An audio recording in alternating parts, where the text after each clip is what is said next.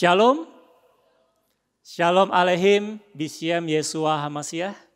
Salam damai sejahtera di dalam nama Tuhan Yesus Kristus untuk kita semua. Tadi saya di depan agak sedikit merinding saudara ya.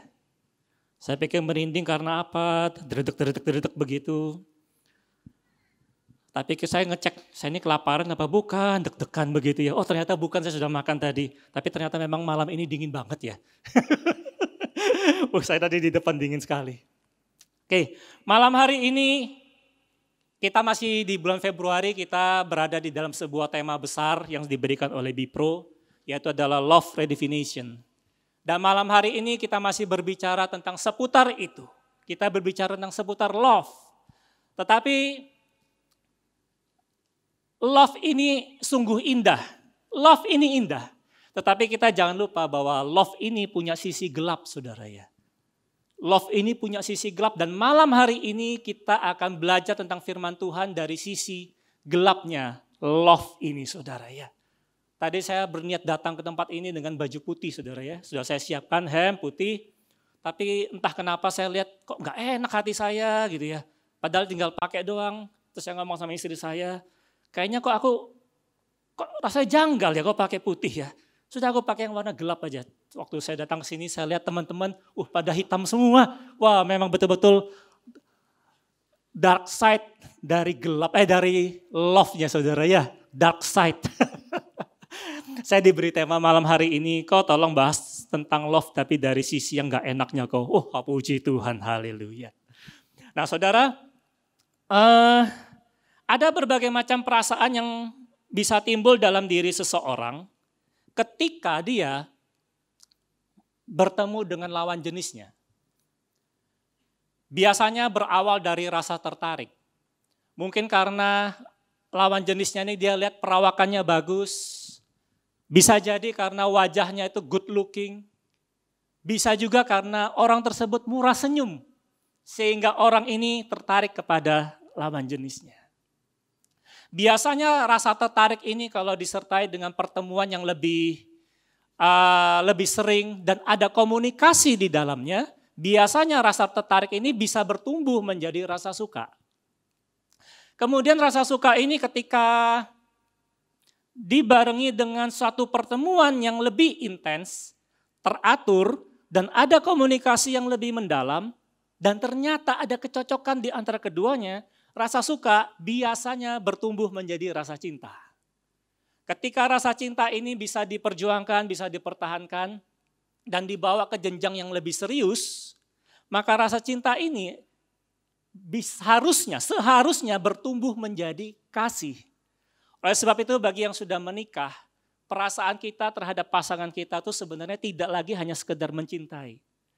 Karena kita mencintai pasangan kita mencintai suami kita mencintai istri kita, itu adalah mencintai dengan penuh tanggung jawab, mencintai dengan penuh kesetiaan, dan mencintai dengan penuh ketulusan. Lebih tepatnya perasaan kita terhadap pasangan kita itu adalah kita mengasihi dia. Ya, oke. Tetapi malam hari ini kita tidak bicara sampai dengan kasih. Kita berbicara hanya dalam 3 hal, rasa tertarik, rasa suka, dan rasa cinta. Jadi tidak membahas tentang kasih. Perasaan-perasaan seperti ini bisa datang kepada siapa saja tanpa memandang batas tertentu. Dia tidak punya standar tertentu dan dia tidak punya syarat dan ketentuan berlaku.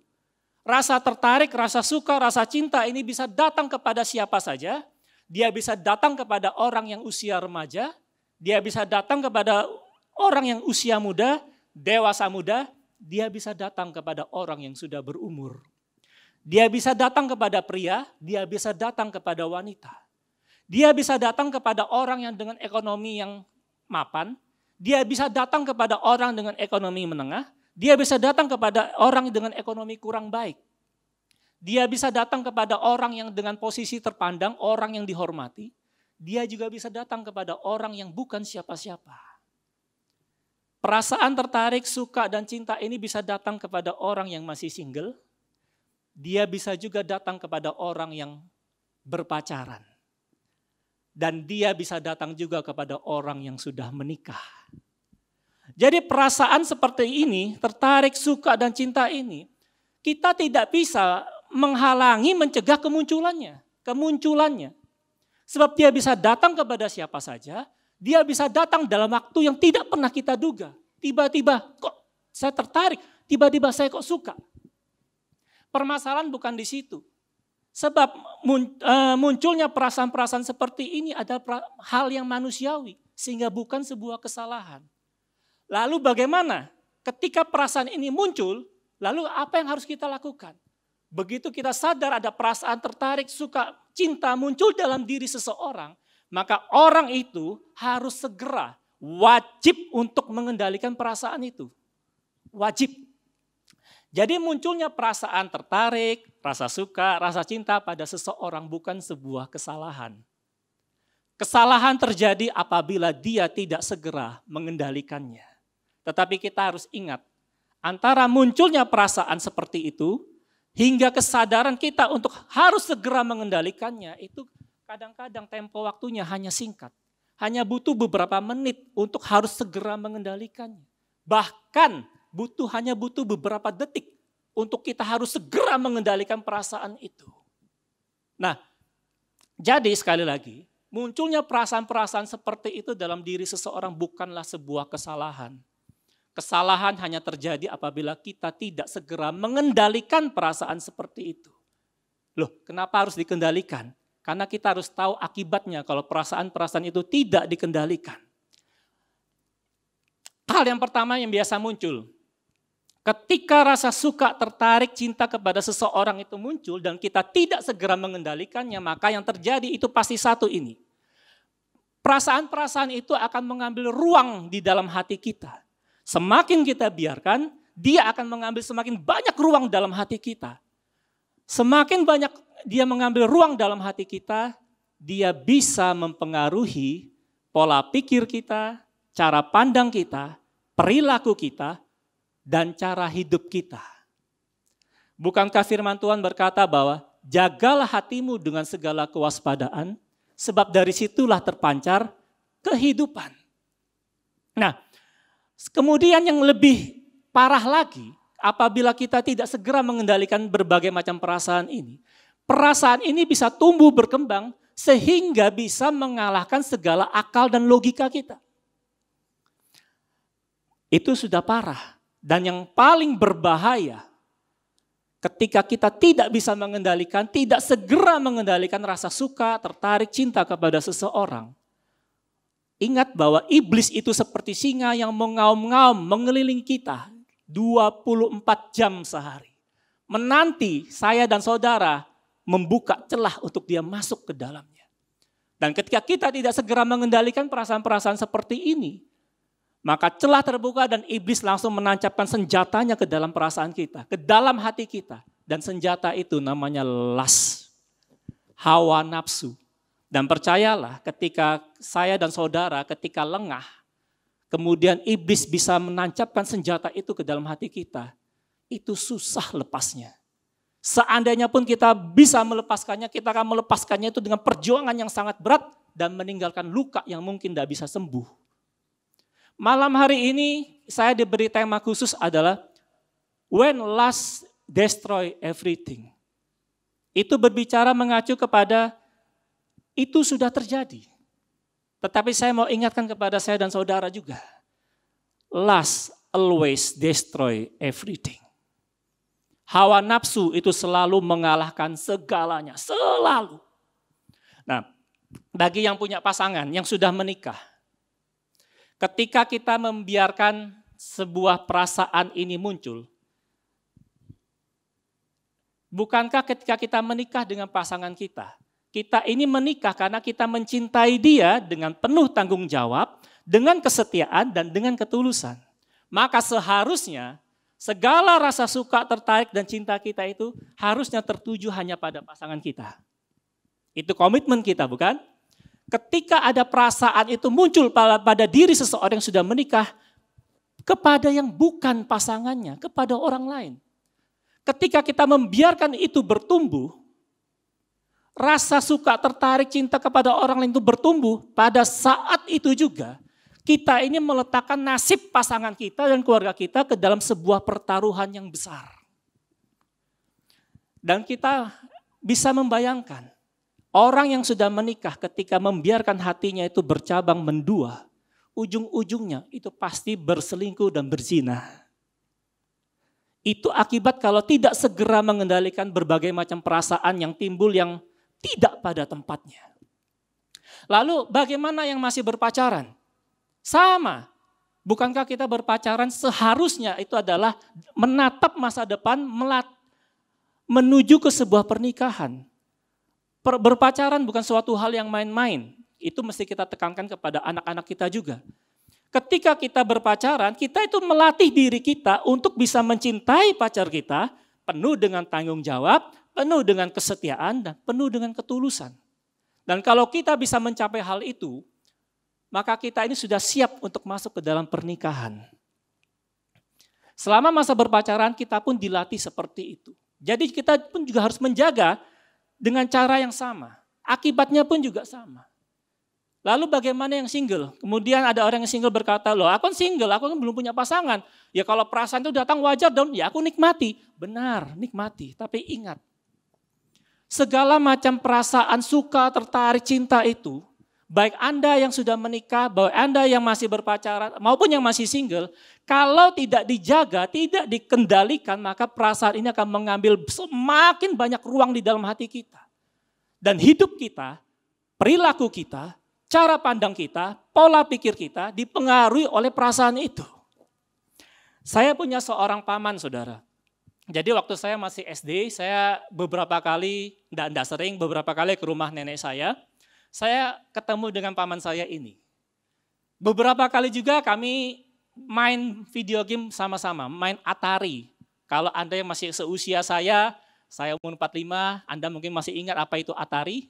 Itu video game sebelum Nintendo muncul, saudara ya. Jadi jadul banget gitu ya. Kami main itu. Nah, rupanya suatu saat paman saya ini suka terhadap seorang wanita dan sukanya tuh mungkin suka banget. Sampai suatu kali paman saya datang kepada mama saya, minta tolong mama saya untuk datang ke rumah orang tua wanita itu, tujuannya untuk ngelamar nih ceritanya. Oke, mama saya kemudian mengatur waktu, kemudian datanglah mama saya sendirian, datanglah ke rumah orang tua daripada wanita itu, begitu ketemu sama orang tuanya dan mama saya mengatakan tujuan dia datang, langsung ditolak saudara ya. Ditolak, tidak mau. Sejak hari itu di mana paman saya ditolak oleh keluarga daripada wanita yang dia suka, saat itu pun hidup paman saya sudah tidak sama lagi. Sejak itu hidupnya hanya di rumah, mengurung diri di rumah, kerjaannya cuma makan, tidur, kadang bosan keluar rumah, tapi ketika keluar rumah kita ini khawatir, papa saya khawatir. Karena apa? Setiap kali keluar rumah itu biasa diantem orang saudara ya, diajar. Karena ngomongnya sudah ngaco berbagai macam, jadi stres berat saudara ya. Kalau di Surabaya mungkin sudah layak untuk kategori masuk ke dalam rumah sakit yang di Menur itu saudara ya. Stres berat paman saya dan itu terjadi sampai dengan hari ini nggak sembuh-sembuh. Hal yang sering kita dengar sebenarnya ketika cinta ditolak, hidup sudah tidak sama lagi. Ya, Anda pernah mengalami ketika suka tertarik sama seseorang, cinta sama seseorang, jadinya begini, makan nggak enak, kerja nggak enak, tidur nggak enak, mau ngapa-ngapain nggak enak, mikir si dia terus gitu loh. Itu tanda-tandanya seorang itu tidak mengendalikan perasaannya dengan baik. Hati-hati, perilakunya bisa berubah. Saya punya seorang teman pelayanan saudara ya. Suatu saat dia cerita sama kami, waktu kita komunitas gitu, saya suka dengan seseorang. Kita senang saudara ya, karena enggak pernah dengar dia suka sama seseorang. Ayo siapa? Dia katakan orang ini. Saya tahu orang yang dimaksud, laki-laki yang dimaksud, tapi saya enggak pernah ngobrol, saya cuma tahu aja. Kita kan ikut senang nih, ada teman juga rupanya suka sama seseorang, kita dukung. Beberapa minggu kemudian ketemu lagi, kita tanya nih, kita godain, ya apa perkembangannya? Teman saya yang cewek ini jawabnya begini, puji Tuhan, kayaknya dia juga suka sama aku. Kita kan ikut seneng saudara ya. Semangat ya, enggak lama lagi. Terus saya tanya sama dia, kok kamu tahu dia suka sama kamu? Oh, soalnya kalau aku ketemu di gereja, aku senyum sama dia, dia juga senyum sama aku. Oh, Loh, saya diem, dia diem. Maksud saya diem nih, hah? Lah terus? Itu aja. Loh, cuma gitu doang? Oh, lah kan jaga perasaan kan? Oh, ya. Oke, terus semangat ya. Tapi dalam hati saya mikir, hah? Segitu doang? Oke, beberapa minggu kemudian datang lagi. Ketemu lagi, kita tanya lagi. Nah kan jadi hot topic di antara kita teman-teman. Ya apa perkembangannya? Puji Tuhan, kayaknya cowoknya tuh mulai pendekatan sama aku. Kita kan tambah penasaran saudara ya. Ayo ceritain dong gimana kok bisa kayak gitu. Jadi duduk beginilah di gereja begini, kan gereja tempat kami melayani kan agak kecil. Jadi kalau penuh itu pasti kalau orang jalan tuh kan nyenggol-nyenggol sih. Iya kan? Dia ngomong, iya waktu itu jalan itu aku disenggol sama dia. Hah? Iya kan? Terus apa lagi? Terus kan cowok yang disuka ini kan singer saudara ya. Singer. Terus kalau dia singer suka ngeliati aku terus gitu. Saya bingung gitu. Nah saudara, sekedar informasi, tempat kami ibadah itu lebarnya itu hanya sepertiga ruangan ini. Ya, sepertiga ruangan ini. Berarti kan saya bisa ngomong, saya cuma berdiri dari ujung tembok sampai sini ya. Kira-kira seperti gitu. Lah kalau singer, dengan luas sebegini, kalau singer di depan, Anda mau lihat kemana? Ya kan? Ya kan Anda pasti lihatnya ke situ, miring dikit, ya kan? Atas dikit, bawah dikit, betul kan? Ya paling sering lihat depan. Lah kalau saya lihat, jadi kami ini saudara ya, saya tuh dalam hati, aduh gimana ini ya. Kemudian saya minta tolong seorang teman yang kira-kira dekat sama teman saya ini ya. Kan cowok ngomong sama cewek kan enggak enak. Saya minta tolong teman saya yang cewek. Tolong dong kasih tahu yang benar. Maksudnya tuh jangan kegeeran gitu ya kan. Kemudian diambil waktu, teman saya yang saya minta tolong ini akhirnya bisa ngomong. Ada kesempatan ngomong dengan lembut kepada teman saya. Intinya, ya ngerti ya maksudnya kira-kiranya. Ya jangan cuma segitu doang, jangan dipikir berlebihan gitu loh. Yang wajar. Teman saya ini enggak terima saudara ya. Dipikir kita tuh enggak seneng kalau dia itu jadian sama cowok itu. Enggak seneng gitu ya. Terus lama-lama mengundurkan diri dari komunitas kami. Ya saya sudah enggak bisa apa-apa. Kelihatan konyol ya. Tapi itu sering terjadi loh. Anda bisa membayangkan, jadi kalau kita yang pikirannya agak sehat. Mikir, kok bisa ya mikir sampai segitu? Alkitab pernah menceritakan sebuah kejadian. Ada seorang yang disebutkan di dalam Alkitab, tokoh pria. Dia jatuh cinta kepada seorang wanita. Tapi dia tahu wanita itu tidak mungkin bisa dia dapatkan. Tapi saking cintanya dia sama wanita ini, sampai akhirnya jatuh sakit. Anda bisa menebak siapa tokoh ini? Amnon, putra dari Raja Daud. Dia jatuh cinta kepada siapa ya? Tamar kalau tidak salah ya. Saudara tirinya sendiri. Tapi kan dia tahu, tidak mungkin dia bisa dapat. Saking cintanya dia, Amnon jatuh sakit. Kadang-kadang perasaan yang tidak dikendalikan meskipun Anda single. Perasaan itu bisa mempengaruhi kehidupan saya dan saudara. Kalau tidak segera dikendalikan. Dan yang paling berbahaya apabila ketika las itu masuk ke dalam perasaan kita. Itu berbahaya banget. Nah, kita lihat dalam hari ini kita belajar 2 kejadian dalam Alkitab saudara ya. Kejadian pertama yang kita perlu belajar dari cerita Simson dengan Delilah. Nah saudara, asal munculnya cerita Simson ini keren loh. Ibu dari Simson ini kan mandul. Malaikat menampakkan diri kepada ibunya Simson. Dikatakan begini, malaikat berkata begini kepada Simson, kepada ibunya Simson, aku tahu engkau mandul, tapi engkau akan melahirkan seorang anak laki-laki. Jadi engkau harus menjauhkan diri dari segala anggur dan segala sesuatu yang memabukkan. Anak yang kau kandung itu dipilih oleh Allah untuk menjadi seorang nazir Allah. Dia akan memulai misi penyelamatan bangsa Israel dari cengkraman tangan orang Filistin. Karena waktu itu bangsa Israel berada di dalam cengkraman orang Filistin. Asal mula ceritanya Simson ini mirip dengan seseorang yang luar biasa juga loh. Yohanes Pembaptis. Betul? Belum lahir tapi Allah sudah memilih Simson. Bahkan sebelum dia ada di dalam kandungan ibunya. Seolah-olah Simson ini memang Simson dipilih sebagai orang yang menjalankan misi Allah. Kemudian Simson lahir. Berarti dari awal Simson ini punya sebuah panggilan Tuhan yang dalam misi yang luar biasa. Keren. Sama dengan Yohanes Pembaptis. Nah, yuk kita buka dalam, sebentar saya carikan. Kita belajar dari Simson yang pertama-tama. Hakim-Hakim 13 ayat yang kelima. Hakim-Hakim 13 ayat yang kelima. Demikianlah firman Tuhan. Ini ketika malaikat ini menemui ibunya Simson. Sebab engkau akan mengandung dan melahirkan seorang anak laki-laki. Kepalanya tak akan kena pisau cukur, sebab sejak dari kandungan ibunya, anak itu akan menjadi seorang nazir Allah. Dan dengan dia, dengan Simson, yang akan mulai penyelamatan orang Israel dari tangan orang Filistin. Luar biasa. Nah, tetapi kita kalau mendengar Simson, kita selalu identik dengan cerita tentang Simson dan Delilah.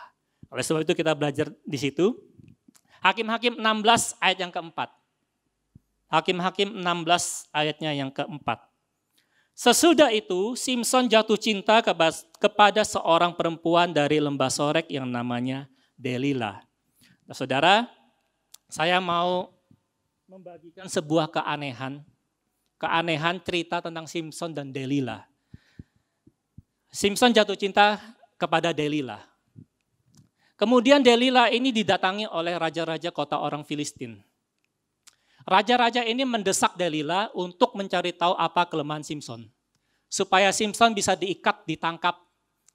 Dan ya pokoknya secara tidak langsung akan dihancurkan Simson. Delilah akhirnya melakukan seperti yang diminta oleh raja-raja kota Filistin. Suatu saat Delilah datang kepada Simson. Son, kelemahanmu tuh apa ya? Supaya kamu tuh bisa diikat gitu loh. Apa sih kelemahanmu?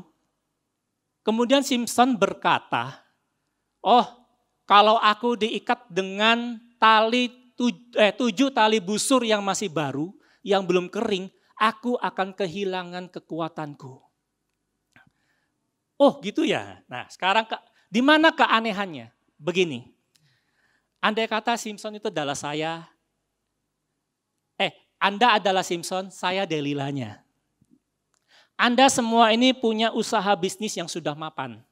Oke? Usaha bisnis yang sudah bukan ecek-ecek lagi, bukan merintis usaha. Anda semua punya usaha bisnis yang sudah mapan. Kita asumsikan seperti itu, diimani dong. Ya. Nah, kemudian saya berdiri di depan ini dan saya ngomong sama Anda semua. Kalian, apa sih rahasianya kalian kok bisa punya usaha seperti gini? Kasih tahu aku dong juga kelemahannya kalian apa ya? Kekurangannya kalian apa ya supaya kalian itu bisa aku jatuhkan? Kalian kasih tahu saya enggak? Enggak toh? Lah ini Simson loh ngasih tahu sama Delilah. Delilah ini juga saya enggak tahu terlalu polos atau bagaimana ya. Kok bisa langsung ngomong terang-terangan gitu loh. Kelemahanmu tuh apa sih supaya aku bisa ikat, supaya kamu tuh bisa diikat dan dijatuhkan. Loh, Simson ngomong tadi, kemudian diikat. Simson diikat oleh Delilah dengan yang disebutkan tadi 7 tali busur yang masih baru yang belum kering. Kemudian Delilah ngomong sama Simson, Son, orang Filistin datang menyerang kita. Simson langsung bangun dan ikatannya tuh dilepaskan dengan sangat mudah. Seperti ya memang kan dibohongi Delilah. Jadi dengan gampangnya mungkin orang Filistin itu ditumpas langsung. Kemudian Delila datang lagi. Son, kamu ini kok bohong sama aku? Yang jujur dong, kasih tahu dong kelemahanmu itu apa. Supaya kamu bisa diikat dan dijatuhkan. Cerita selanjutnya kita tahu Simpson akhirnya ngomong lagi kan. Tapi bukan hal yang sebenarnya. Sampai 3 kali. Sekarang saya ngajak Anda berpikir keanehannya. Kalau Simpson bisa berpikir dengan bersih. Dengan menggunakan pikiran jernih, pikiran bersih dengan akal budinya. Kok bisa Simpson? Yang pertama kali gitu aja Simpson mestinya kan enggak mungkin mau kasih tahu. Ini sampai 3 kali Simpson kasih tahu. Di manakah akal sehatnya Simpson? Sedangkan saya ngomong kepada Anda, apa kelemahan bisnis Anda semua? Kasih tahu saya dong, bukan supaya saya belajar dari Anda, supaya saya bisa jatuhkan Anda. Anda ngomong sama saya, bukan hal yang sebenarnya, tak lakuin. Ternyata Anda bisnisnya masih utuh. Saya datang lagi sama Anda. Kalian bohongi saya ya. Ayo dong kasih tahu saya dong.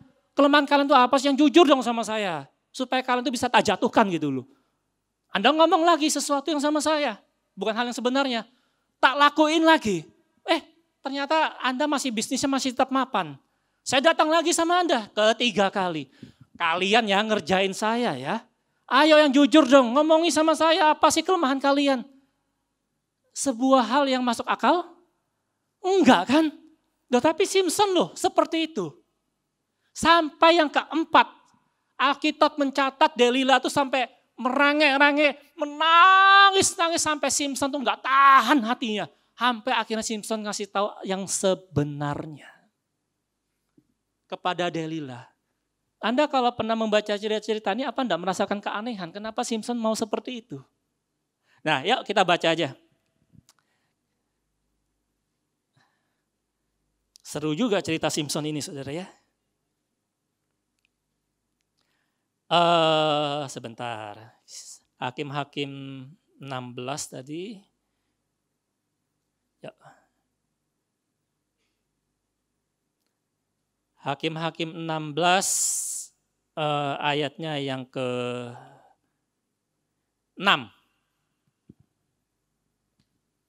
Oke. Ini yang pertama kali, saya baca aja dengan cepat, demikianlah firman Tuhan.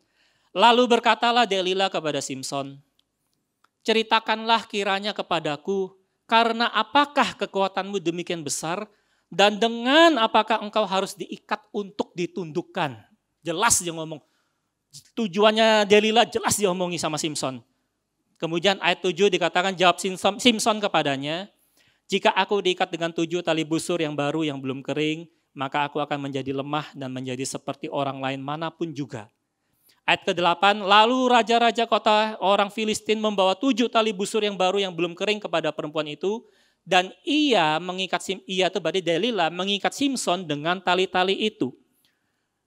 Ayat 9, sedang di kamarnya ada orang bersiap-siap, orang Filistin yang bersembunyi. Kemudian berserulah perempuan itu kepadanya, orang-orang Filistin menyergap engkau Simpson. Tetapi ia memutuskan tali-tali busur itu seperti tali rami yang terbakar putus apabila kena api.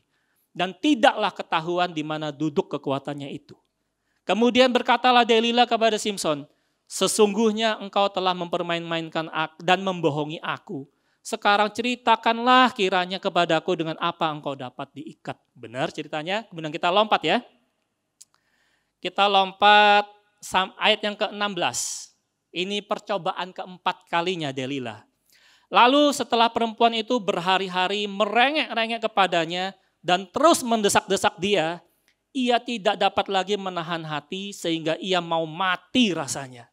Maka diceritakanlah kepadanya segala isi hatinya, katanya, kepalaku tidak pernah kena pisau cukur, sebab sejak dari kandungan ibuku aku ini seorang nazir Allah. Jika kepalaku dicukur, maka kekuatanku akan lenyap daripadaku dan aku menjadi lemah dan sama seperti orang lain. Cukup itu aja, enggak perlu sampai kita selesai. Saudara, bayangkan sedikit lagi. Ketika Simpson ngomong yang pertama kali, jika aku diikat dengan 7 tali busur yang masih baru, yang belum kering. Delila kemudian mengikat kan? Kira-kira Simpson kalau tidur pun kalau diikat, kerasa apa enggak ya? Kayaknya sih kalau pikiran saya kerasa lah ya, diikat deh. Apalagi kalau dia dalam keadaan sadar. Berarti kan sudah jelas-jelas, secara omongan Delila sudah ngomong jelas, secara perbuatan juga sudah tampak jelas. Tetapi Simpson tetap takluk kepada Delila. Anda tahu ini kenapa? Saya menemukan sebuah alasan. Kadang-kadang cinta itu mengalahkan akal dan logika. Kelihatan konyol, tapi ternyata sering terjadi dalam kenyataan. Orang-orang sering menyebutnya cinta buta. Betul? Cinta buta, cinta yang mengalahkan segala akal dan logika. Bukan berarti tidak ada akal, tidak ada logika. Tetap ada, tapi cinta itu seakan-akan akal logika, tidak peduli. Yang penting cintanya. Itulah dampak pertama yang harus terjadi apabila kita tidak segera mengendalikan berbagai macam perasaan suka, tertarik, cinta kita kepada seseorang. Kalau tidak dikendalikan akan bertumbuh seperti itu. Itu masih perasaan. Dan kejadian kedua yang kita belajar dalam Alkitab adalah tentang Raja Daud. Kenapa? Saya tadi katakan di depan, rasa cinta, suka, tertarik kepada seseorang itu tidak mengenal siapa orang yang akan, tidak mengenal batasan orang yang akan dia tuju. Siapa aja bisa kena. Dan kita belajar malam hari ini. Ternyata rasa suka, tertarik, dan cinta itu bisa datang juga kepada orang yang secara kerohanian itu paling top.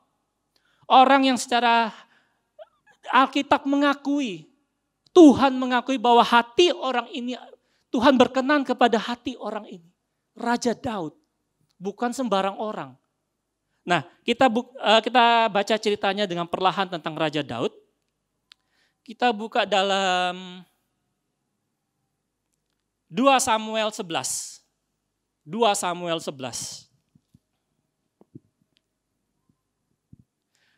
Saya ulangi tadi, apabila kita tidak segera mengendalikan perasaan suka, tertarik, dan cinta yang timbul dalam diri seseorang, dalam diri kita ini, maka dampak yang bisa kita rasakan pasti pertama-tama perasaan itu akan mengambil ruang di dalam hati kita. Semakin dibiarkan, dia akan semakin banyak dan semakin banyak mengambil ruang itu. Dan ketika dia sudah mengambil ruang dalam hati kita, dia bisa mempengaruhi pola pikir kita, cara pandang kita, perilaku kita, dan cara hidup kita. Bagi orang yang sudah menikah, ketika pasangannya sudah mulai membuka hati untuk orang lain, membiarkan perasaannya tumbuh, seringkali kan kita bisa membayangkan ya. Mungkin suatu saat suami atau istri berkata gini, kok rasanya kamu akhir-akhir ini ada perubahan ya? Ya kan? Loh, perubahan apa? Gak tahu, tapi kayaknya agak sedikit beda deh kamu, ya kan? Kita kan sering mendengar hal seperti itu. Dan ketika itu terjadi, orang tersebut sedang membawa nasib keluarga dan pasangannya ke dalam sebuah pertaruhan besar. Nah, kita kembali ke Raja Daud. 2 Samuel 11, kita mulai baca di ayatnya yang kedua. 2 Samuel 11 ayatnya yang kedua. Sekali peristiwa pada waktu petang, ketika Daud bangun dari tempat pembaringannya, lalu berjalan-jalan di atas sotoh istana, tampak kepadanya dari atas sotoh itu seorang perempuan sedang mandi. Perempuan itu sangat elok rupanya. Cukup sampai situ. Ayat 1, 2 Samuel, kita naik, tadi kita mulai baca dari ayat 2, sekarang ayat 1-nya. Pada pergantian tahun, pada waktu raja-raja biasanya maju berperang, maka Daud menyuruh Yoab maju berserta orang-orangnya dan seluruh orang Israel. Mereka memusnahkan Bani Amon dan mengepung kota Raba, sedang Daud sendiri tinggal di Yerusalem. Saya ketika awal-awal bertobat, saya pernah mendengar seorang hamba Tuhan berkhotbah tentang ini. Saya masih ingat hamba Tuhan itu berkata bahwa Daud itu salah. Kenapa? Karena pada saat itu musimnya raja-raja maju berperang. Kenapa Daud tidak pergi berperang? Dia malah menyuruh Yoab panglimanya untuk memimpin peperangan. Itu salah katanya. Oke. Kemudian kesalahan yang kedua Daud. Karena Daud tidak pergi berperang, dia nganggur. Akhirnya dia jalan-jalan di atas sotoh istana. terjadilah seperti yang kita baca selanjutnya. Daud dan Batsyeba. Seiring dengan bertambahnya usia dunia saya dan usia kerohanian saya kemudian mulai merenung, saya menyimpulkan Daud tidak salah. Daud tidak salah.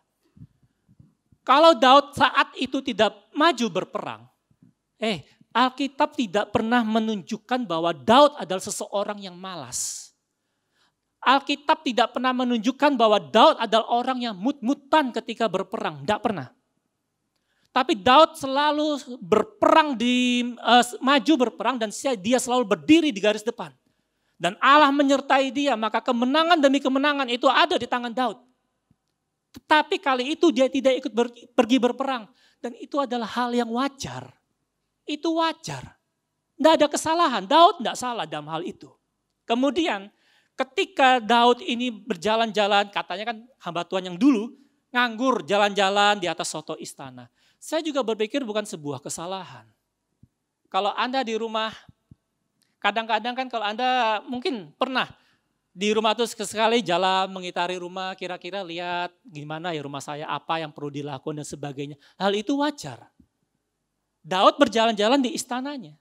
Dan saudara, ketika Daud berjalan di soto istana dan kemudian dia melihat seorang perempuan sedang mandi di bawah, itu juga bukan kesalahan. Daud tidak sengaja kok lihatnya, ya kan? Kecuali Daud sudah merancang dari awal. Biasanya jam-jam segini ada wanita mandi. Kemudian dia, enggak, Alkitab tidak mencatat seperti itu. Ketika dia berjalan di atas soto istana, itu istana saudara ya. Ketika berjalan di atas soto istana, ketika Daud melihat dari soto istana dia akan melihat seluruh kerajaan di bawahnya itu sejauh daya pandangnya. Jarak pandangnya. Dia akan melihat, kalau saya dan saudara menginap di sebuah hotel yang tinggi, ketika Anda menoleh di bawah, Anda akan melihat pemandangan di bawahnya dengan jelas, sejauh pandangan matamu, betul? Dan kalau Daud melihat tiba-tiba ada wanita yang mandi di situ, ya bukan salah Daud. Daud tidak salah, di situ Daud tidak salah. Yang wanita mandi itu juga mungkin tidak salah, yang nggak kepikiran ya kan, bisa dilihat dari atas. Siapa tahu memang sehari-hari di situ, ya pas kebetulan waktu itu ada Daud lihat ke bawah. Daud tertarik. Nah, tapi perhatikan. Ketika Daud melihat wanita itu sedang mandi. Wanita itu, Alkitab mencatat, sebentar saya cari. Perempuan itu sedang mandi. Perempuan itu sangat elok rupanya. Di situ, Daud muncul rasa tertarik dalam diri Daud. Di situ, pertama kali. Ketika rasa tertarik ini muncul, maka seharusnya saya dan saudara, seandainya Daud itu juga, harusnya segera mengendalikan perasaan itu. Harus. Nah, tetapi yang dilakukan oleh Daud tanya, kita baca aja lanjut.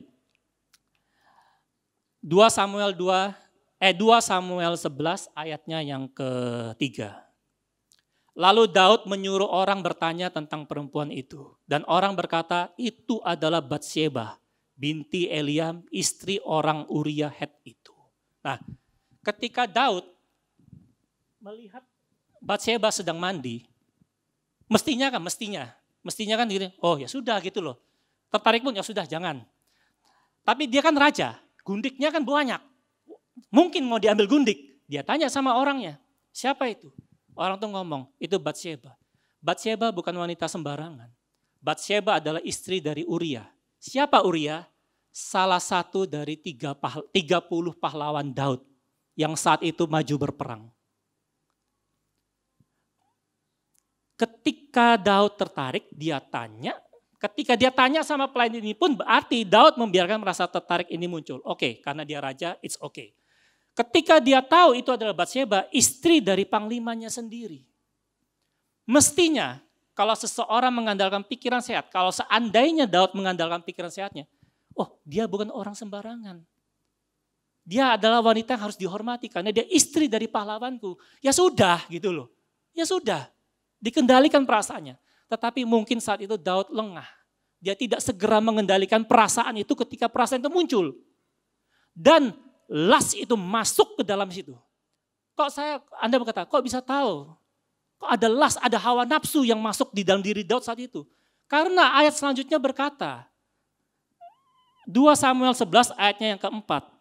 2 Samuel 11 ayatnya yang keempat. Sesudah itu, setelah dia bertanya, bertanya kepada orang istana berkata, oh itu Batseba, ayat selanjutnya. Sesudah itu Daud menyuruh orang mengambil dia. Perempuan itu datang kepadanya, lalu Daud tidur dengan dia, langsung. Bukan diajak sharing, ya kan?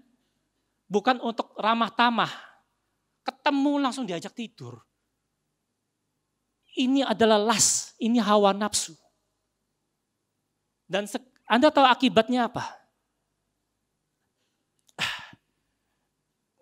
Daud, kemudian Batseba hamil. Dan Daud kemudian merancang suatu tindakan yang sangat jahat. Tuhan murka sama Daud, mengirim Nabi Nathan untuk menegur Daud. Dan sekali lagi kita punya teladan yang baik dalam Raja Daud. Kesalahan sedalam apapun, Daud itu langsung minta ampun, mengakui kesalahannya, minta ampun sama Tuhan. Dan Tuhan ngomong, oke, aku ampuni.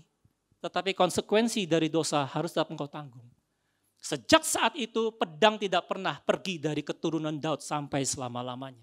Sejak saat itu ketika Daud tidak bisa mengendalikan perasaannya, sejak saat itu juga nasib keluarganya sudah tidak pernah sama lagi seperti sebelumnya. Saya pernah punya pengalaman, saudara. Pernah punya pengalaman ketika suatu saat saya tidur di hotel di Jember. Waktu saya pulang, masuk ke hotel itu untuk istirahat, tidak lama pintu hotel diketuk. Saya buka, seorang ibu-ibu mungkin kata, Pak, permisi, Bapak mau ditemani guling? Saya bingung, diam gini, guling. Saya pikir ini mungkin hotelnya terinspirasi dari Hotel Murasen. Yang menyediakan guling di dalam kamar hotelnya. Tapi saya cuma terdiam sedetik lah, tapi kira-kira langsung saya paham maksudnya apa. Kemudian mungkin ibu itu mulai melihat saya agak diem gini kan ya, kaget kan. Gulingnya masih muda Pak, gitunya. Saya bilang, enggak Bu, maaf, saya cuma mau sendiri. Saya tutup pintunya, sudah. Coba bayangkan, saya ngambil 1 detik lagi untuk berpikir. Misalkan ya, 1 detik untuk lagi berpikir. Mudanya seberapa Bu? Anda bisa membayangkan ketika saya ngomong gitu hidup saya mungkin sudah tidak sama lagi loh. Antara muncul perasaan itu muncul dengan kita harus segera mengendalikannya itu tempo waktunya sangat singkat. Kita harus segera mengendalikannya dengan baik. Dan Daud, kita tahu ceritanya tentang Daud. Keluarganya sudah pedang memang betul-betul tidak pernah pergi dari keturunan Daud sampai selama-lamanya. Saudara, lalu bagaimana ketika perasaan seperti itu muncul, kita harus segera mengendalikannya. Terus gimana cara mengendalikannya? Dengan cepat? Saya tidak tahu juga bagaimana cara mengendalikannya. Sebab secara teknis setiap orang itu punya cara-cara yang berbeda. Cara saya menghindari hal seperti itu mungkin beda dengan Anda, tergantung situasi yang kita hadapi. Tetapi yang jelas ada satu yang harus kita lakukan. Ketika muncul perasaan suka, tertarik, cinta kepada seseorang, kita harus segera mengendalikannya. Dan mengendalikannya adalah dengan menggunakan pikiran sehat kita. Dengan menggunakan akal budi kita. Pikiran sehat itu seperti bagaimana? Kelihatannya kok rumit ya? Enggak. Ketika kita menikah dengan pasangan kita ini kan mencintai dia dengan penuh tanggung jawab, dengan ketulusan, dengan kesetiaan. Sehingga seharusnya segala rasa suka, tertarik, cinta kita harusnya itu sudah tertuju hanya kepada pasangan kita. Dan ketika muncul perasaan kepada orang lain yang bukan pasangan kita, gunakan pikiran sehatmu. Saya sudah punya berkeluarga. Seharusnya perasaan saya itu hanya untuk suami saya, hanya untuk istri saya. Itu. Ketika las itu mulai mengganggu saya dan saudara, kita ini mesti ingat. Lust always destroy everything. Hawa nafsu itu pasti selalu menghancurkan segalanya. Sekali kita membuka celah, hidup kita bisa tidak sama lagi. Itu pikiran sehat kita, akal budi. Kalau Anda suka dengan seseorang, tertarik pada seseorang, cinta pada seseorang, ternyata orang itu sudah punya suami, orang itu sudah punya istri, ya jangan diganggu gitu loh. Segera kendalikan perasaanmu, enggak. Ya sudah, dikendalikan supaya tidak bertumbuh. Itu pikiran sehat. Kalau orang suka dengan orang lain yang ternyata sudah punya pasangan resmi, Anda ngomong hajar. itu pikiran sehat Anda kemana gitu loh. Iya kan? Belum lagi yang segala perasaan yang bisa mengalahkan segala akal dan logika, itu lebih gila lagi. Dan Anda tahu ada satu rahasia pikiran akal budi atau pikiran sehat. Ayat terakhir ya. Tolong ditampilkan Ibrani 10 ayat yang ke-16. Ibrani 10 ayat yang ke-16. Cara mengendalikannya secara teknis tergantung kita masing-masing. Banyak cara. Tetapi jelas harus satu. Kita harus menggunakan pikiran sehat kita, akal budi kita. Dan Alkitab mencatat begini. Sebab setelah ia berfirman, inilah perjanjian yang akan kuadakan dengan mereka sesudah waktu itu. Ia berfirman, ia berarti Tuhan. Tuhan berfirman pula, aku hanya besar dari Tuhan. Tuhan akan menaruh hukumku di dalam hati mereka dan menuliskannya dalam akal budi mereka. Akal budi bukan cuma sekedar pikiran sehat. Akal budi adalah tempat Tuhan menuliskan segala hukum, segala perintah, segala ketetapannya di dalam hidup kita. Kalau Anda baca firman Tuhan, rutin membaca setiap hari, firman itu tersimpan di mana?